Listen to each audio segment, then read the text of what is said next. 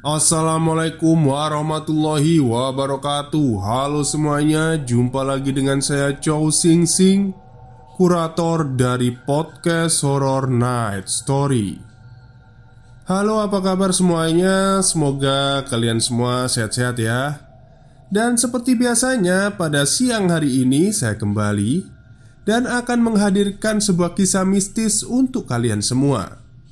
Kisah mistis kali ini saya dapatkan dari tweet Twitternya Mas Bri Story yang menceritakan hantu yang ada di kamar mandi.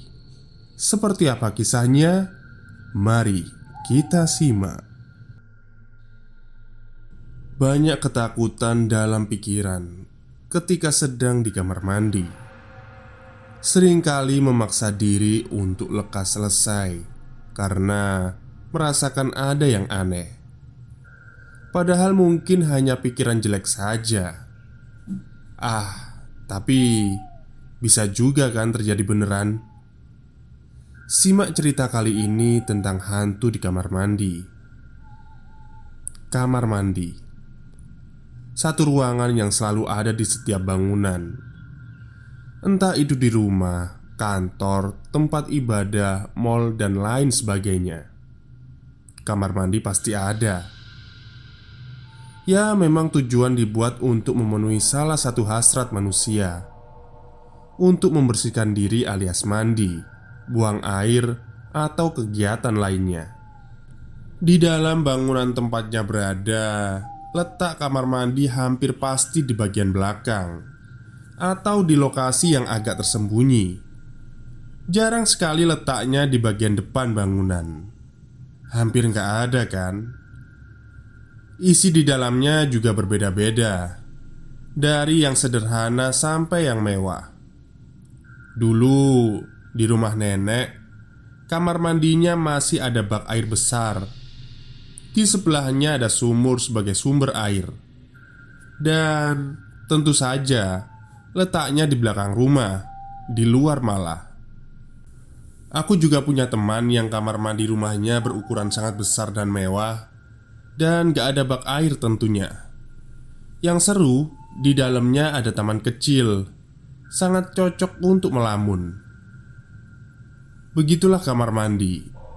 Seiring perkembangan zaman, bentuk, ukuran, dan isi di dalamnya berbeda-beda, serta peruntukannya semakin berkembang. Bisa dibilang semakin modern. Tapi namanya saja tetap kamar mandi.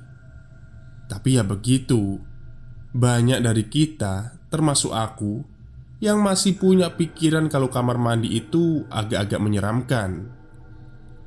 Jangankan di tempat yang baru kita tempati atau kunjungi, di rumah sendiri yang sudah kita tempati sejak kecil pun masih aja males kalau harus ke kamar mandi tengah malam.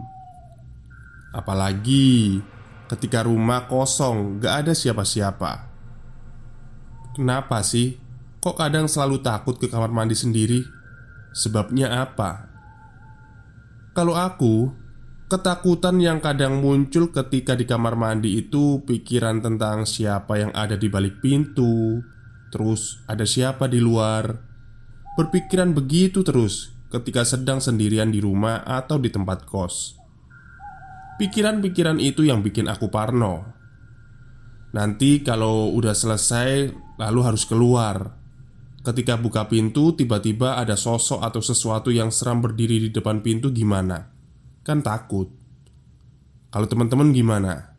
Pikiran dan ketakutan apa yang dirasa ketika sedang di dalam kamar mandi?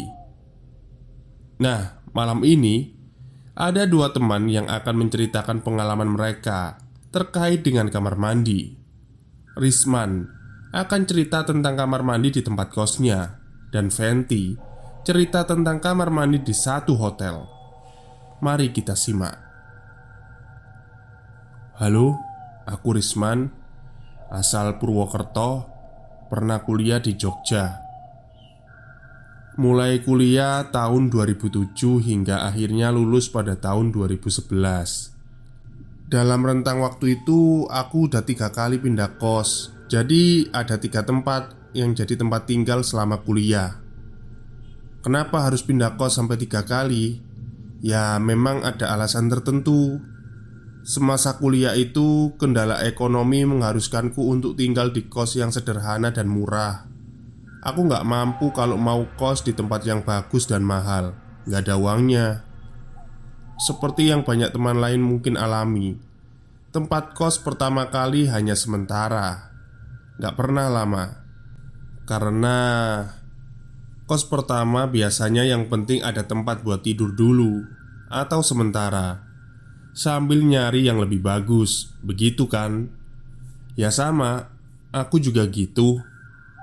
Tapi walaupun kere, aku juga punya keinginan untuk tinggal di kos yang nyaman. Gak gembel-gembel amat lah. Dengan pikiran seperti itu, setelah tersiksa dengan keadaan di tempat pertama, akhirnya aku dapat kos yang lebih mendingan. Tempat kos kedua ini di daerah Kaliurang. Kosnya murah dan sederhana, namun bersih dan cukup nyaman. Bentuk rumahnya bertingkat memanjang ke belakang. Isinya ada sekitar 15 kamar, saling berhadapan. Semua kamar hanya terisi meja dan tempat tidur. Kamar mandinya di mana? Ada 4 kamar mandi berukuran sedang yang letaknya di paling belakang bangunan. Semuanya masih mengandalkan bak air dan gayung. Gak ada shower pancuran. Gambarannya seperti itu kira-kira. Namanya juga kos sederhana dan murah. Jangan harap suasananya cerah, terang, benderang. Kos ini kelihatan sedikit kusam dan temaram di kala malam. Begitu juga dengan kamar mandinya. Seperti yang sudah aku bilang tadi, kamar mandinya agak kecil. Masing-masing berukuran sekitar 3 kali 3 meter, dengan bak air di dalamnya. 4 kamar mandi berjajar dari kiri ke kanan. Penerangan di dalam hanya dari lampu 5 watt. Sama sekali nggak terang. Kalau kata teman-temanku, yang penting masih kelihatan aman. Begitu. Ya sudah, namanya juga terkendala budget, jadi aku harus terima. Oh iya, satu lagi. Bak air di kamar mandiku itu warnanya gelap. Bukan karena jarang dibersihkan, tapi memang dicat warna hitam. Jadi airnya juga kelihatan gelap, padahal sebenarnya bersih. Kenapa aku cerita tentang bak ini?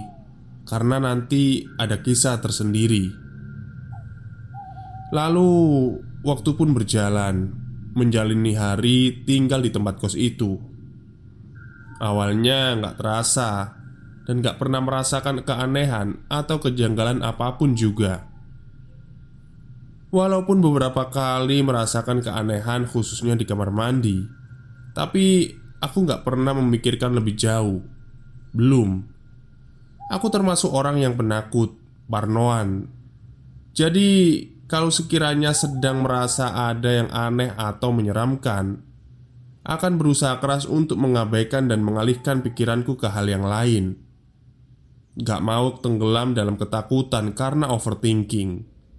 Di kos ini awalnya sudah beberapa kali mengalami gangguan, tapi masih belum masuk ke lebih yang menyeramkan sih. Jadi aku masih bisa dengan mudah mengabaikannya. Seperti contohnya begini. Ketika sedang mandi, tiba-tiba lampu kamar mandi mati. Tentu saja jadi gelap. Itu terjadi ketika awal-awal aku tinggal di situ. Jadi kemungkinannya teramat kecil kalau ada teman kos yang jahil mematikan lampu. Gak mungkin lah, karena waktu itu kami belum akrab. Lalu beberapa belas detik kemudian lampunya menyala lagi. Kejadian seperti ini beberapa kali terjadi. Contohnya lagi pada suatu hari, ketika sedang mengguyur badan menggunakan gayung. Ketika sedang biur, tiba-tiba aku mendengar ada suara orang berdehem. Seperti itu. Kaget? Iyalah.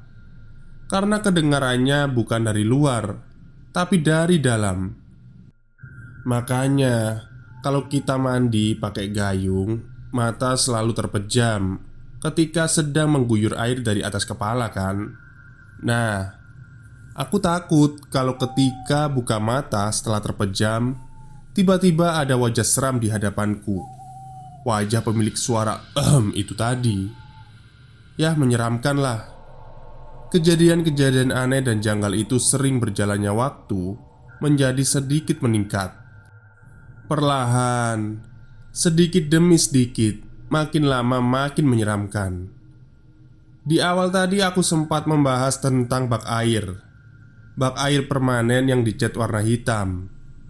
Karena itulah makanya aku nggak bisa melihat dasar bak dengan jelas. Pada suatu hari, aku pulang malam. Lelah letih, kurasa setelah bergelut dengan perkuliahan seharian seperti biasa. Setelah sampai kamar, rebahan sebentar. Lalu aku berniat untuk mandi. Gayung berisi perlengkapan sudah di tangan. Handuk melingkar di leher. Sekitar jam 10, aku melangkah ke kamar mandi. Untuk sampai, aku harus melewati 5 kamar. Karena kamarku letaknya berada di tengah. Dan sepertinya penghuni kos yang lain sudah tidur atau malah belum pulang. Karena nggak ada kehidupan sama sekali di situ, sepi sekali. Ketika sudah sampai di deretan kamar mandi, aku memilih yang kedua dari kiri, lalu masuk ke dalamnya. Nggak ada yang aneh. Aku kemudian mandi seperti biasa, jebar-jebur. Sampai akhirnya, ketika hendak melakukan siraman untuk membasuh busa sabun di badan, sesuatu terjadi. Bak air yang memiliki kedalaman sekitar 1 meter, waktu itu airnya dalam keadaan keruh. Nah, ketika sedang mengambil air, aku merasa ada sesuatu dalam bak yang menyentuh gayung. Sepertinya gayung yang sedang aku pegang ini membentur sesuatu. Aku merasa seperti itu, dan aku yakin itu. Lalu, gayungku itu membentur apa ya? Aku pun penasaran. Karena penasaran itulah, aku lalu mendekatkan wajahku ke permukaan air dengan tujuan untuk bisa melihat ke dalam bak. Ada apa sih di dalamnya? Nah, bak yang dicat warna gelap ini tentu saja membuatku harus sedikit bekerja keras menajamkan penglihatan. Ditambah lampu hanya 5 watt.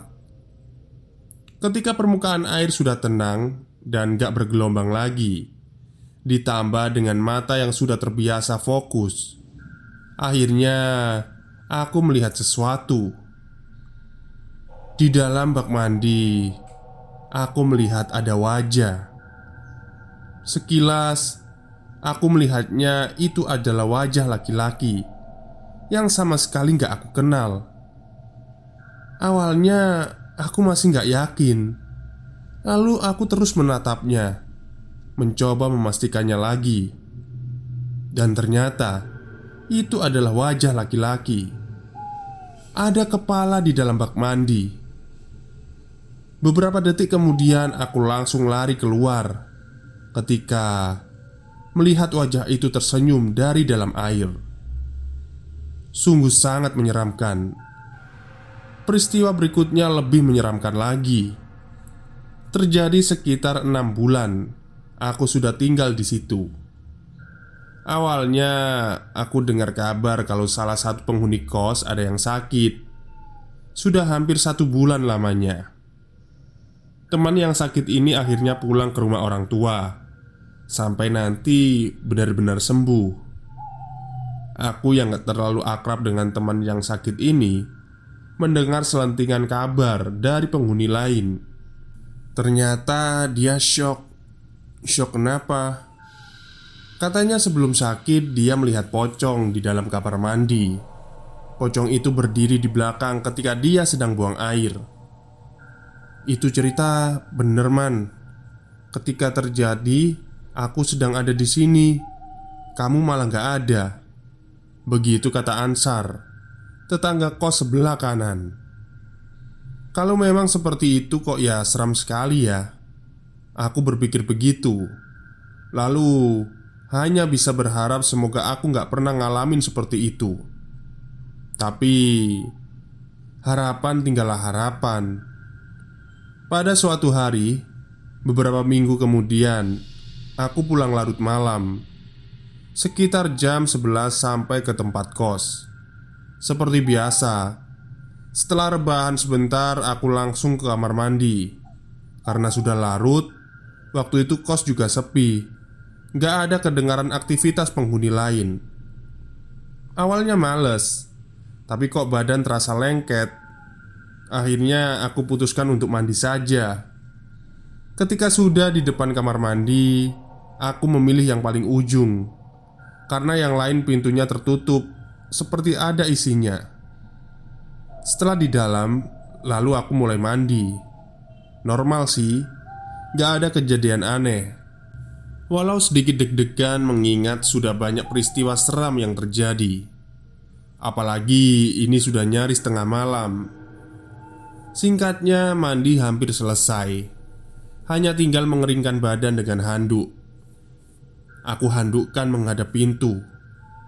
Di pintu kamar mandi menempel cermin bundar seukuran wajah. Cermin yang sering ada di kamar mandi pada umumnya. Aku membasuh seluruh bagian tubuh termasuk kepala dan wajah. Dan ketika sedang mengeringkan kepala ini, sudah pasti aku gak bisa melihat apa-apa karena pandangan tertutup oleh handuk. Ketika selesai, ketika pandangan akhirnya bisa bebas, gak lagi terhalang handuk, aku melihat cermin di hadapan. Cermin yang menempel di pintu terhenyak. Jantungku berhenti berdetak ketika melihat ada pocong dari pantulan cermin. Pocong itu berdiri di belakangku. Walaupun hanya bisa melihat wajah dan kepalanya saja, tapi tetap saja itu sangat menakutkan. Kemudian lagi-lagi aku langsung lari terbirit-birit keluar kamar mandi. Ternyata benar cerita yang beredar selama ini. Ada pocong di kamar mandi. Pada malam itu aku melihatnya sendiri. Cerita kedua. Hai, aku Fenty, karyawan swasta yang berkantor di Jakarta. Perusahaan tempatku bekerja bergerak di bidang jasa konsultan. Klien kami tersebar hampir di seluruh Indonesia. Karena banyak dan tersebarnya klien itulah mengharuskan kami secara berkala mengirim orang untuk mengunjungi klien di luar Jakarta. Salah satu orang itu adalah aku.